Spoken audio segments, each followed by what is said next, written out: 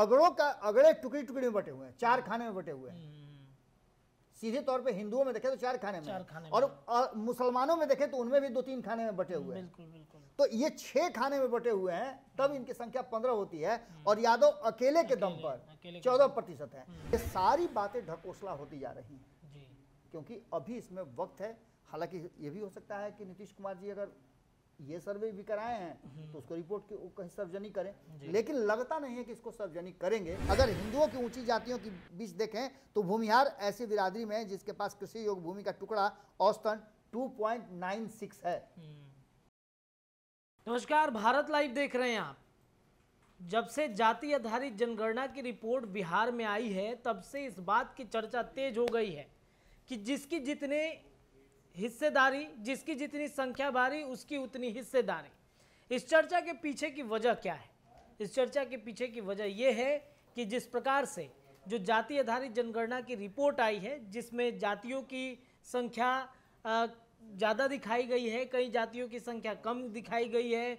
अब इस पर बहस छिड़ चुका है कि क्या जिसकी जितनी संख्या है उसकी उतनी हिस्सेदारी मिलेगी कि नहीं मिलेगी, या फिर जिसकी संख्या कम है उस पर आरक्षण का दायरा बढ़ाया जाएगा या फिर नहीं बढ़ाया जाएगा। लेकिन इन सब चर्चाओं के बीच में एक चर्चा ये उठ गई है कि जिनके पास इस ज़मीन के जो आंकड़े होते हैं, इस जातिगत जनगणना के जो आंकड़े आए हैं, उस आंकड़े के बाद क्या वैसे लोगों को जिनके पास ज़मीन नहीं है उन ज़मीनों को बांटा जाएगा? तेजस्वी यादव ने जाति आधारित जनगणना की रिपोर्ट आने के ठीक पहले 30 सितंबर को एक बयान दिया था। इस बयान के बाद से अब बिहार के राजनीतिक गलियारे में भूचाल सी मच गई है। चर्चा करेंगे, हमारे साथ बाबा मौजूद हैं, इनके पास जाएंगे। बाबा, तेजस्वी यादव ने जो बयान दिया ज़मीन को लेकर के कि वैसे लोग बिहार में बहुत हैं जिनके पास, जिनकी संख्या तो कम है, उनके पास ज़मीन भी नहीं है खेती करने के लिए, ना रहने के लिए, तो अब क्या जिनके पास ज़मीन ज़्यादा है उनके ज़मीन की हिस्सेदारी लगेगा क्या? उनके ज़मीनों को बांटा जाएगा क्या? इसकी चर्चा अब तेज हो गई है। देखिए रत्नेश, जहाँ तक हम समझ रहे हैं और हमने जो ये पूरा रिपोर्ट देखा है जी, इस रिपोर्ट का सबसे पहला जो पहलू है, फर्स्ट पेज जो है, वो है जातीय गणना। पहले से ही हम लोग इस बात की संभावना व्यक्त कर रहे थे कि जातीय जनगणना का रिपोर्ट जब सार्वजनिक हो जाएगा उसके बाद से बहुत सारी चीज़ें सामने आएंगी।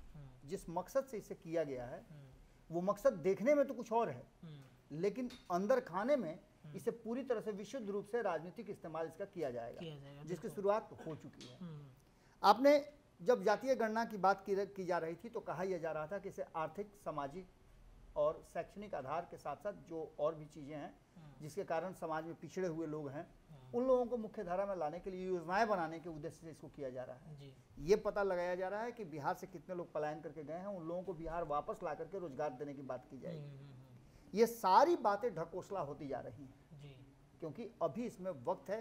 हालांकि ये भी हो सकता है कि नीतीश कुमार जी अगर ये सर्वे भी कराए हैं तो उसको रिपोर्ट के कहीं सार्वजनिक करें, लेकिन लगता नहीं है कि इसको सार्वजनिक करेंगे क्योंकि जो चीजें सामने आ रही है और जो बंद कमरे में नीतीश कुमार और तेजस्वी यादव के बीच में मुलाकात हो रही है वो कहानी कुछ और कह रही है। अच्छा। पहली कहानी तो आपने अब तक मुझे लगता है कम से कम 20 से 25 लोगों का इंटरव्यू जरूर किया होगा। जी बिल्कुल। 100 से ज्यादा लोगों से आपकी बातचीत भी हुई बिल्कुल, है, बिल्कुल। मेरी भी बात लगातार हो रही है, संपादक नमन मिश्रा जी की बात हो रही है। हम लोगों के पास जो रिपोर्ट आ रहे हैं वो यही आ रहे हैं कि इन आंकड़ों में की विश्वसनीयता पर कहीं ना कहीं संदेह है। अब इस संदेह को लेकर के चाहे जितनी भी बातें की जाए वो एक अलग विषय है, लेकिन इसका राजनीतिक इस्तेमाल कैसे किया जाएगा तो सबसे पहले आपको सुनने को, देखने को मिला होगा कई चैनलों पे, कई सोशल साइट्स पे आप देखे होंगे कि अब चिल्ला चिल्ला के लोग कहना शुरू कर दिए हैं जबकि इसके आंकड़े अभी सार्वजनिक नहीं है। एक डी बंदोपाध्याय का रिपोर्ट आया था जी, उस रिपोर्ट के हिसाब से जो चीजें सामने आई थी उसमें बहुत सारी बातें थी। नीतीश कुमार को हिम्मत नहीं हुई कि उसको लागू करे। 2006 में नीतीश कुमार आ चुके थे, लेकिन सामाजिक न्याय की बात करने वाले नीतीश कुमार जब इसे लागू नहीं कर पाए थे तो आप समझ सकते हैं कि कितना पेचीदा मामला है और इसके क्या राजनीतिक असर होंगे। आंकड़ों के हिसाब से आप देख रहे होंगे तो इसे 2 खेमे में बांटने की पूरी तैयारी चल रही है। एक जिनके पास भूमि नहीं है और एक जिनके पास भूमि अधिक है जी। परंपरागत तौर से उनके पास जमीन अधिक आ रही है और बंदोपाध्याय ने इस आंकड़े को जिस तरह से प्रस्तुत किया था, आप सोच रहे होंगे कि हम कहाँ जा रहे हैं। मुख्य बात यह है कि हम तेजस्वी यादव के उस बयान पर यह बातें कर रहे हैं जी जी जी, जिसमें तेजस्वी यादव ने कहा था कि भूमिहीनों को भूमि वालों की जमीन दे दी जाएगी। जी बिल्कुल बिल्कुल। तो इसमें बंदोपाध्याय का जो रिपोर्ट था वो रिपोर्ट कुछ अलग कहता था। उसमें कहा यह जा रहा था कि जमीन मालिक का स्वामित्व तो खत्म नहीं होगा, बटाईदार को बटाई दिया जाएगा, जिसके लिए एक संविदा तैयार होगा कि ये इस जमीन पर खेती करेंगे।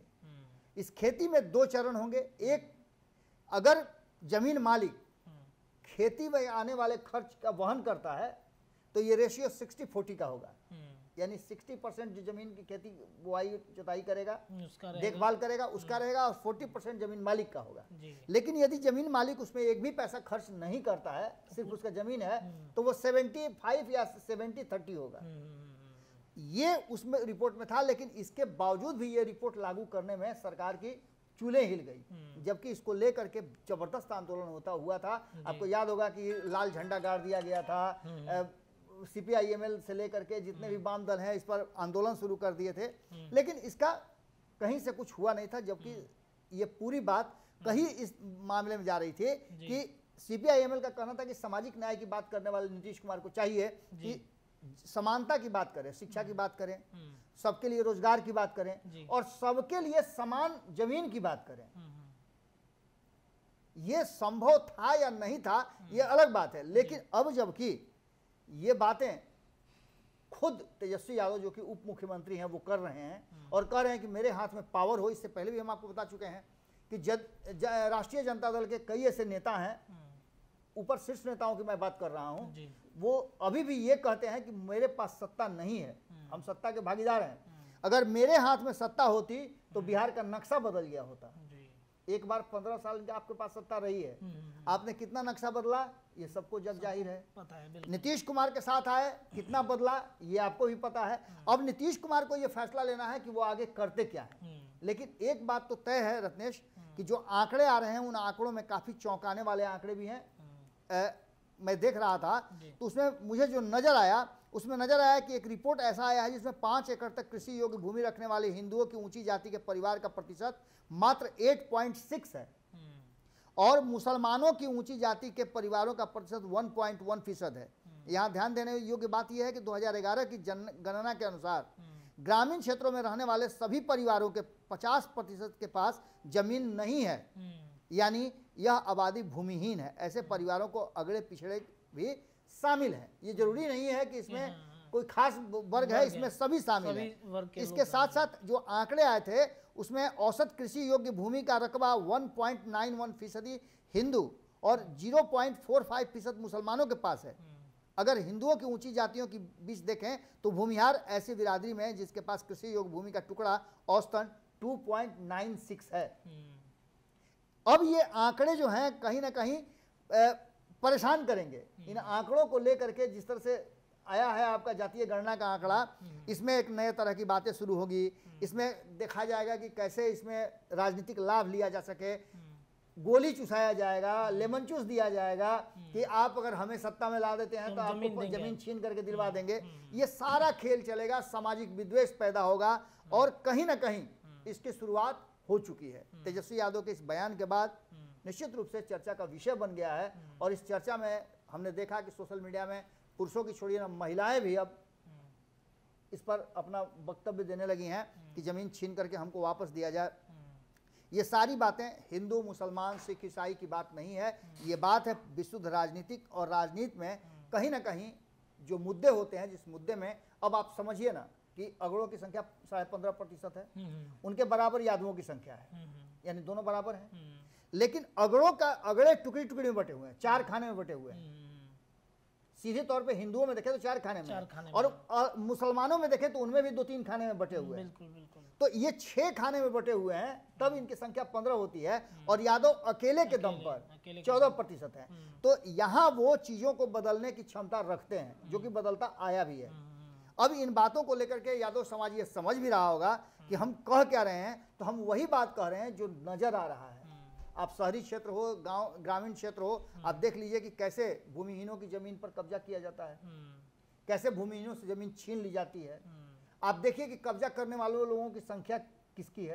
बिल्कुल। ये सारी चीजें कहीं ना कहीं प्रायोजित हैं और आज भी अगर सरकार ईमानदारी से काम करे तो ये अच्छा पहल होगा कि जिन लोगों के पास जमीन नहीं है उन्हें खेती योग्य जमीन मिले, जिससे कि उनका रोजी रोजगार चल सके और कृषि क्षेत्र को बढ़ावा मिले। लेकिन इसमें बाबा कहीं ना कहीं राजनीतिक फायदा भी उठाया जा सकता है कि जैसे कि आप बोल रहे हैं, इसमें बोला जा रहा है इस नियम में कि सभी जातियों के लोग हो, चाहे पिछड़ा हो, अति पिछड़ा हो, सामान्य हो, मुसलमान हो, तमाम जो लोग हैं उनको दिया जाएगा। लेकिन हो सकता है कि इसका चुनावी फायदा भी उठाया जा सकता है, किसी खास वर्ग को दिया जाए कि भाई नहीं आपको ज़्यादा दिया जाएगा ज़मीन चूँकि आपके पास नहीं है, बाकी लोग तो फिर वैसे ही रह जाएंगे, बिना ज़मीन के रह जाएंगे।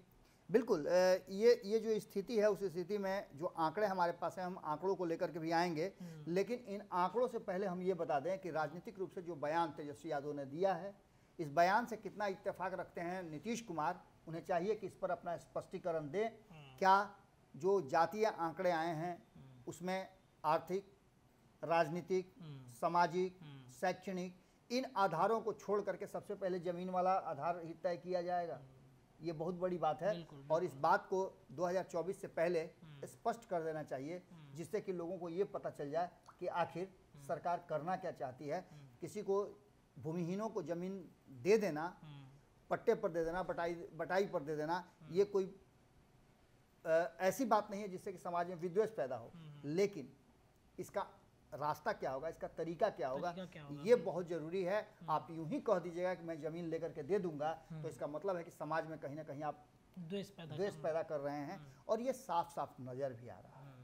चलिए, तो जो स्थितियां तेजस्वी यादव के बयान के बाद से बिहार के राजनीति में बन रही हैं, ऐसे में क्या 2024 के चुनाव के पहले या फिर विधानसभा चुनाव आते आते तेजस्वी कुछ बड़ा फैसला लेंगे? फैसला किस प्रकार लेंगे ये देखना दिलचस्प होगा। फिलहाल इस खबर में इतना ही। तमाम चर्चाएं लगातार हम करेंगे। जुड़े रहिए भारत लाइव के साथ। धन्यवाद। अगर ये वीडियो पसंद आई और वह बिहार के राजनीति और बिहारियत से सरोकार रखेनी तो सब्सक्राइब बटन दबा के चैनल के सब्सक्राइब कर ली। ओजे एगो घंटी बा, ओकरा बटन दबा देला से कुल सटीक और मारक खबर रुआ मुफ्त में मिल जाई। अगर रुआ पत्रकारिता के हमनी के नया प्रयोग में सहयोग कर चाहतानी तो ज्वाइन बटन दबा दी। पेटीएम नंबर नोट कर ली 9386816700। धन्यवाद।